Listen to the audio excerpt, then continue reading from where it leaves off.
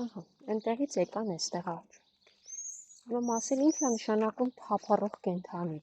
Հենց անունը ինքնին հուշում է, որ կենդանին չի նստում եւ մնում մի տեղում։ Թափառում է կեր գտնելու հույսով կար, եթե արդեն ուշտ է, այսինքն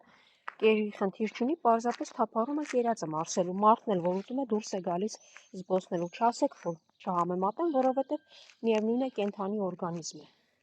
Այսինքն, եթե կենդանուն միտեղ կերակրում ես, չի նշանակում կենդանին մնում է մի տեղում։ Ավելին ասեմ, տան կենդանիները նույնպես ուտելուց հետո պարտադիր է զբոսանքը, այնպես որ զբոսանքը բոլորի համար է պարտադիր։ Անօթևան կենդանիները կամ թափառող նույնպես շրջում են փողոցներում, եւ նրանք երբեք չեն նստում եւ մնում մի տեղում, եթե անգամ նույն տեղում դու կարող ես ամեն օր կերակրել։ Իրենց կերակրում եմ ամեն օր նույն տեղում։ Հա, եկա այստեղ, բայց իրենք գնում են, հասնում են կողմերը, գնում են, կողմերը, այնպես չի, որ ամեն օր սպասում են նույն տեղում։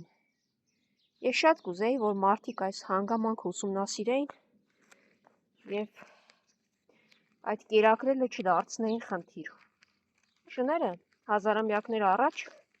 մարդն է ընտելացրել եւ դարձրել ընտանի կենդանի, անտառից բերել, գայլի այդ սերումից բերել ու դարձրել ընտանի կենդանի։ Նշանակում է մարդն էլ պատասխանատու է։ Մյուս 3 սևերը, որոնք ամենուր կարող ես տեսնել։ Կանգառից միջև էստեղ, այս բյուրեղավանը փոքր տարածք է, այսինքն չկա շուն, որ մի տեղում մնա, միշտ շրջում են բոլորը։